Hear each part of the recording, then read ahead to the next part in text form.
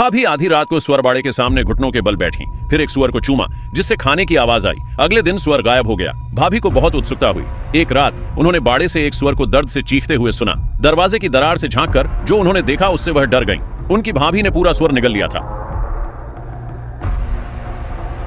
भाभी ने तुरंत अपने भाई को बताया, लेकिन उसे लगा कि वह डर रही है।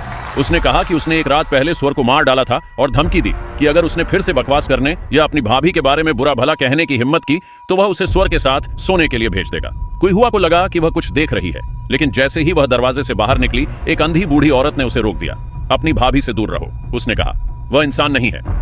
कुइहुआ को अंधी बूढ़ी औरत की बातों पर बिल्कुल यकीन नहीं हुआ। उसे लगा कि वह बस उसकी कम उम्र का फायदा उठा रही है और उसे डराने के लिए जानबूझकर ऐसी कहानियां बना रही है। लेकिन अजीब बात है कि अगले दिन अंधी बूढ़ी औरत बिना किसी निशान के गायब हो गई। गांव वालों ने कहा कि उसे किसी गंदी चीज ने खा लिया है। यह सोचकर कुइहुआ की रूह कांप गई।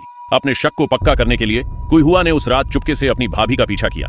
उसने देखा कि उसकी भाभी देर तक जागी हुई थी, किचन में छिपी हुई थी, पूरी रात चर्बी खा रही थी।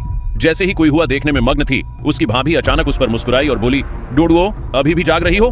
कुइहुआ डर से कांप गई और चादर के नीचे छिप गई। उसी समय उसकी भाभी उसके लिए चमकीले लाल पौष्टिक सूप का एक कटोरा ले आई। यह खून खराबा देखकर कुइहुआ ने इसे खाने से बिल्कुल मना कर दिया। फिर उसने अपने बड़े भाई को बताया कि क्या हुआ था, लेकिन उसने फिर भी उस पर यकीन नहीं किया। मैं सच कह रही हूं, उसने कहा। लेकिन उसका बड़ा भाई, वह कुइहुआ की बात नहीं सुनना चाहता था। वह बस किसी को भी अपनी पत्नी की बुराई करने नहीं देगा। उसे पता नहीं था कि उसने लगभग अपनी बहन की जान ले ली थी। कुइहुआ हर रात सुअरबाड़े से आने वाले शोर की वजह से सो नहीं पाती थी। एक दिन कुइहुआ से रहा नहीं गया। कुइहुआ ने कहा कि वह कुछ दिनों के लिए जा रही है, लेकिन जब वह लौटी तो उसने देखा कि गांव के लोग गांव के गेट पर इकट्ठा होकर चिल्ला रहे हैं। वे 100 सुअर जो वे पाल रहे थे रातों रात गायब हो गए थे। कुइहुआ को काफी हद तक अंदाजा था कि क्या हुआ था, और सच में जब वह घर पहुंची तो उसने देखा कि फर्श पर सुअर की हड्डियों का ढेर लगा हुआ था। कुइहुआ ने आज उन्हें रंगे हाथों पकड़ने का पक्का इरादा कर लिया था, लेकिन उसने जो देखा वह यकीन करने लायक नहीं था।